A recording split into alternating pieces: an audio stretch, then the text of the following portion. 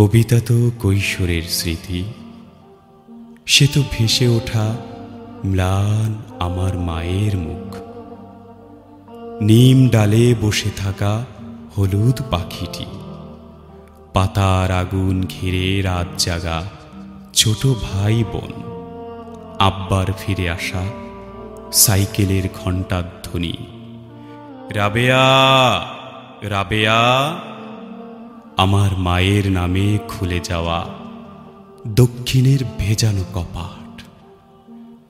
কবিতা তো ফিরে যাওয়া পার হয়ে হাঁটু জল নদী, কুয়াশা ঢাকা পথ, ভোরের আজান কিংবা নাড়ার দহন, পিঠার পেটের ভাগে ফুলে ওঠা তেলের সৌরভ, মাছের আষ্টে গন্ধ, উঠোনে ছড়ানো জাল আর বাঁশঝাড়ের ঘাসে ঢাকা দাদার কবর। কবিতা তো 46-এ বেড়ে ওঠা অসুখী কিশোর, স্কুল পালানোর সভা, মিছিল, নিশান, চতুর্দিকে হতবাক, দাঙার আগুনে নিঃস্ব হয়ে ফিরে আসা অগ্রজের কাতর বর্ণনা।